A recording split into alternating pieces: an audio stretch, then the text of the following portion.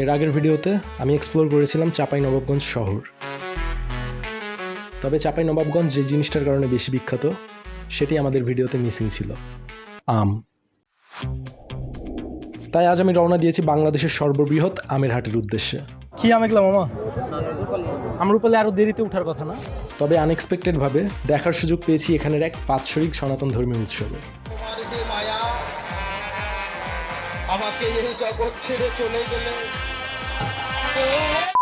But before, let's start the video. This is Alif Hossain and you are watching I Am Explorer.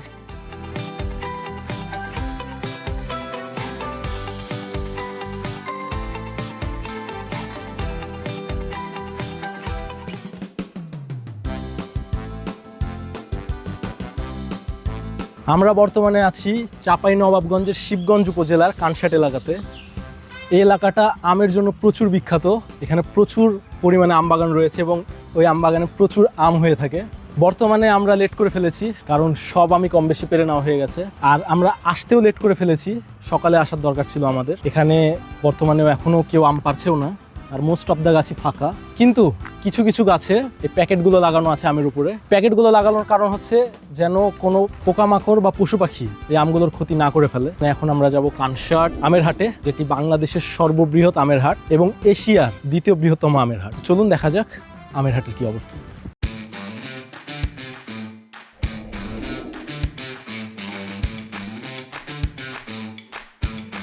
আমরা বর্তমানে আছি এখন কানসাট আমের হাটে, যেটি বাংলাদেশের সর্ববৃহৎ আমের হাট।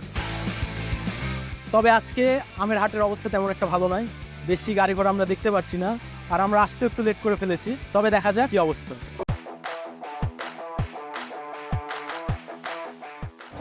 কি বাড়ি 4 না? অনেক বড় আম তো। আর কি কি আম আছে আপনার এখানে? আমরুপালে আরো দেরিতে ওঠার কথা না? এত বড় গুটি আম, হিমসাগর পাকা আমি দেখলাম না। কত করে যাচ্ছে এগুলো? 2600। আর মুন কততে? 53 এগুলো তো দাম চাচ্ছে অনেক খাই। পাকেনি তো এখনো না? মামা একটা আম খেতে দিয়েছে আমাদেরকে। আমের সিজন আর কতদিন থাকবে এখানে? কি লিখছেন আমের উপরে? দাম নির্ধারণ করে দিয়েছে।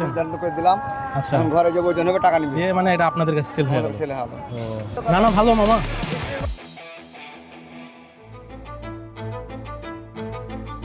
আমি বর্তমানে দাঁড়িয়ে আছি কানসাট জমিদার বাড়ির পেছনের অংশে।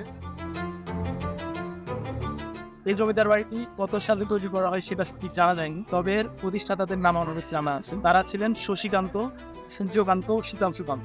তবে বর্তমানে জমিদার বাড়িটির অবস্থা খুব একটা ভালো নয়। সিঁড়িও বিভিন্ন জায়গা ভেঙে পড়ে আছে এবং পুরো জমিদার বাড়িটি একটি ডাস্টবিনে পরিণত হয়ে গেছে। জমিদার বাড়িটির সামনের অংশে যেতেই অনেক ভিড় লক্ষ্য করলাম।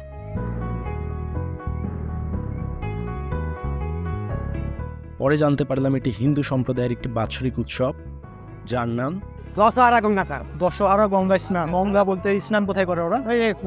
নদী আছে এখানে। আপনারা যে না খাওয়া দাওয়া জায়গা মানে সেবা নগা থেকে আসছে, চিটান থেকে আসছে, সারা বাংলাদেশ থেকে আসছে। প্রতি বছর এই সময় এখানে দশহরা গঙ্গা স্নান বা গঙ্গা দশহরা উদযাপিত হয়, আর এই কারণে এখানে মেলা বসেছে। পাশে একটা প্যান্ডেলে কীর্তন হচ্ছে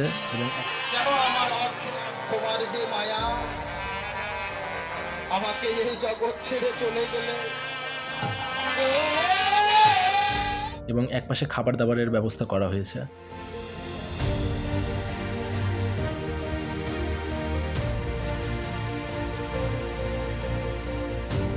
এখানের অবস্থা দেখার পর বিজয়দার সাথে আমি যাচ্ছি গঙ্গা স্নান কোথায় হয় সেটা দেখতে। এবং বের হয়ে বুঝতে পারলাম যে মেলাটা আসলে কত বড়। জমিদার বাড়ির মাঠ থেকে নদীর পাশের মন্দির পর্যন্ত পুরো রাস্তা জুড়ে মেলা বসে আছে।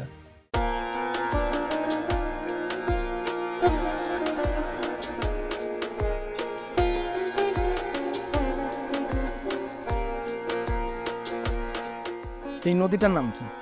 এটা কানসাট, এটা মা গঙ্গা পায়। আচ্ছা, এটা পাগলা নদী বলা হয় না? এটাই তো। সবাই যারা আমরা দেখলাম ওখানে সবাই এখানে এসে স্নান করে। মানে এই নদীটা অনেক গুরুত্বপূর্ণ নদী হিন্দু সম্প্রদায়ের নাম। ঠিক আছে দাদা, ধন্যবাদ, আপনাকে অসংখ্য ধন্যবাদ আমাদেরকে গাইড করার জন্য। আচ্ছা ওকে, গঙ্গা স্নান দেখা শেষ। কানসাট থেকে শিবগঞ্জ 5 থেকে 6 কিলোমিটারের রাস্তা। আর শিবগঞ্জে আসার কারণ হচ্ছে এখানের বিখ্যাত আদি চমচম। ওকে মুক্তার, আমাদের কাছে এখন 2টা মিষ্টি আছে। একটা হচ্ছে ঐতিহ্যবাহী আদি চমচম, আর আরেকটা হচ্ছে ঐতিহ্যবাহী আদি চমচম সাবেক দোকান। তো চাচা তো আমাদেরকে বসতে দিল না ভিতরে। আচ্ছা, তো চাচার ব্যবহার খুবই খারাপ লাগলো। তো যাই হোক, তোমরা এখানে এটা ট্রাই করি। জি জি অবশ্যই। আমার জানা মতে এটা 160 বছরের পুরনো ঐতিহ্য। মানে স্বাদে ওরকমই হওয়ার কথা। সো লেটস টেস্ট ইট। ভালো হয়েছে, এমনটা আশা করেছিলাম। চাচার ব্যবহার ভালো না হলেও টেস্ট ভালো আছে। টেস্ট অনেক ভালো, তবে টেস্ট 10-এ 8-9 দেওয়া যায় অবশ্যই 10-এ অ্যাকর্ডিং টু প্রাইস। প্রাইস অনুসারে অবশ্যই। এটা হচ্ছে তার পাশের দোকানের পুরনো যেটা, যেটা হচ্ছে সাবেক। মানে পুরনোটার পাশে। তুমি আগে ট্রাই করো। অবশ্য ওগুলো হচ্ছে, এটা একটু ছোট সাইজ। অবশ্যই আমার কাছে স্বাদে একটু পার্থক্য মনে হচ্ছে। মানে আমার কাছে এই আদিটাই বেশি ভালো লেগেছে। এটার মধ্যে ওই ফিলটা পাচ্ছি না। না, যেটা পুরনো আদি চমচম সেটাই বেস্ট। আজকের ভিডিওটি এখানেই শেষ করছি। আজকের দিনটা একদম আনএক্সপেক্টেড একটা দিন ছিল, কারণ একে তো আমরা আমের হাটে গিয়ে তেমন খুব একটা আম দেখতে পাইনি, তেমন খুব একটা ক্রেতা বিক্রেতাও ছিল না সেখানে।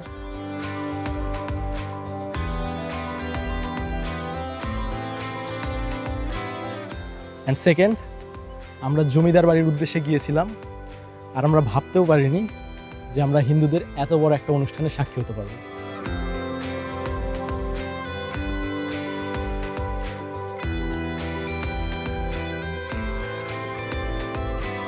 সব মিলিয়ে দিনটা অসাধারণ ছিল। Thank you so much for watching. Good bye.